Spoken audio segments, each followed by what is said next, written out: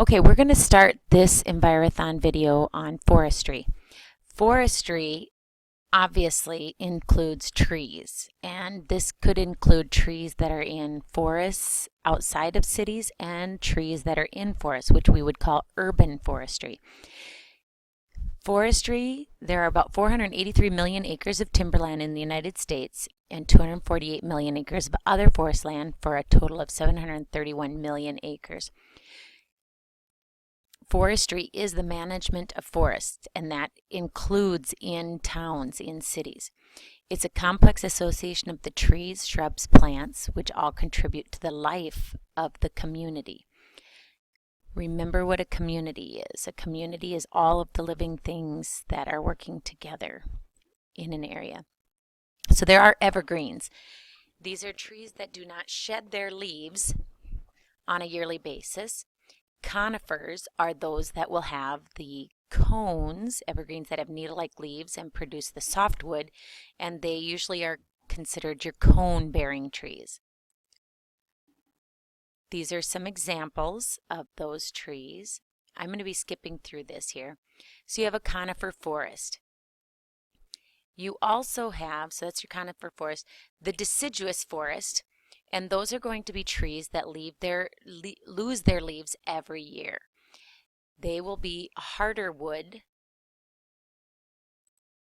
and I gotta go. These are different types of trees. I'm not going to go through all of those, but the deciduous forest is another type of forest.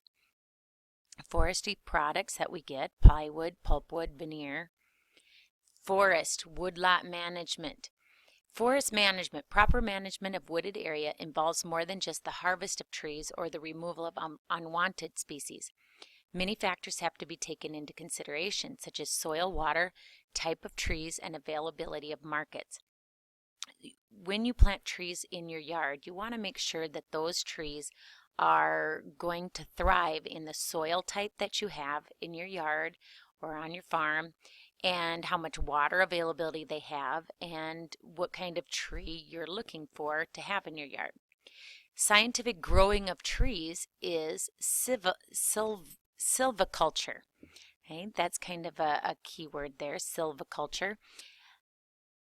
And goals of forest management. We want to try to reduce the depletion because trees are important for a wide variety of reasons.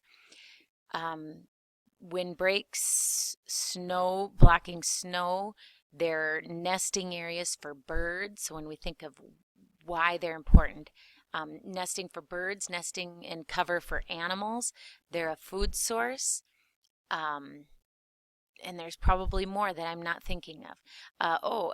Trees will shade your house and reduce and create an energy efficient house in the summers, so you don't have to run your air conditioner as much. So they are important.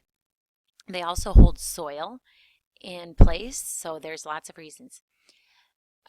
Profit to the wood lot owner while preserving and making wise use of the resources. We don't want to use up, but we want to use it wisely, and that's what we're trying to do when we manage them.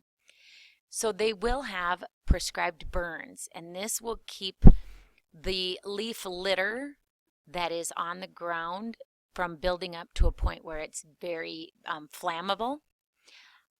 Prescribed thinning, where they go out and remove some trees so that other trees can grow better. And those are all managing opportunities. If you don't get rid of the forest litter, the forest can build up so much fuel that litter is considered to be fuel, because if it starts burning, then you'd have a forest fire and it would burn out of control. Clear cutting, different ways to harvest timber, is called clear cutting, and then seed tree cutting, cutting all but a few larger trees that will remain as seed bearers.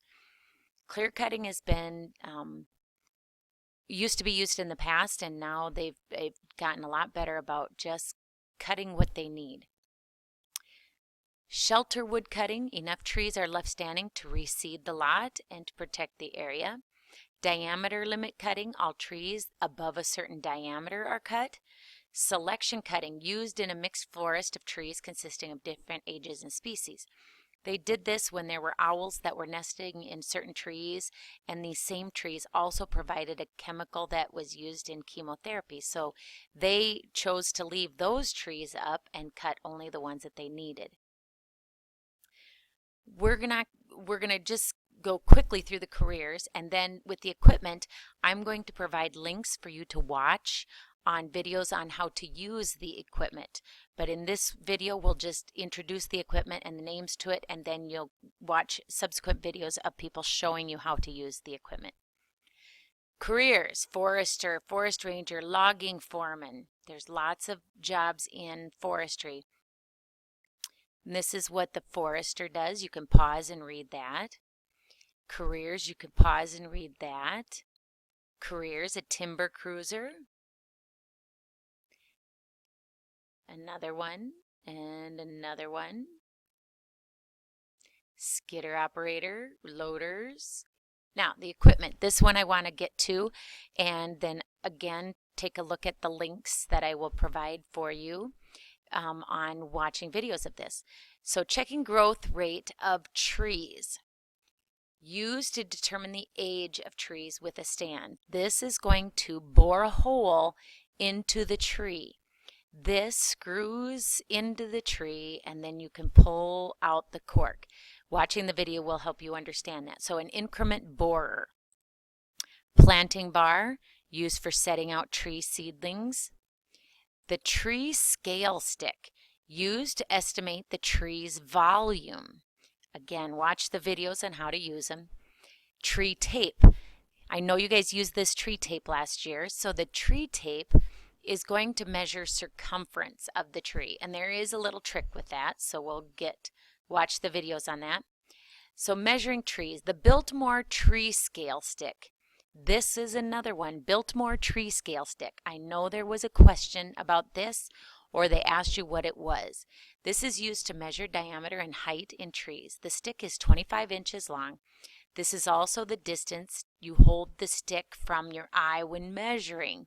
So again, watch the video on how to use this equipment, and that should help. Measuring diameter.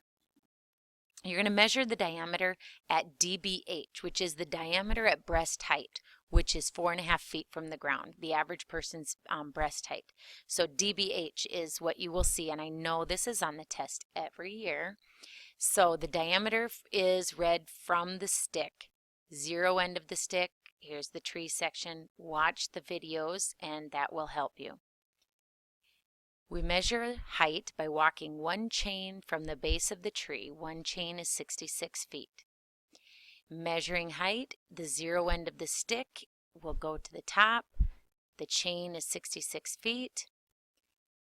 And again, the videos will give you more explanation on that. Timber marking, selecting trees that are to be cut. So sometimes you'll see that, that they'll come around town and they'll determine which trees have to go, usually because of disease or insects. But if there's inferior species or like value to the forest, they might mark those to be cut, short-bodied or otherwise poorly formed or over mature, so really old. So that concludes this video. That's just the basics of forestry, and then we will get you those links also in here. Here are all the links for some videos on how to use the equipment in forestry.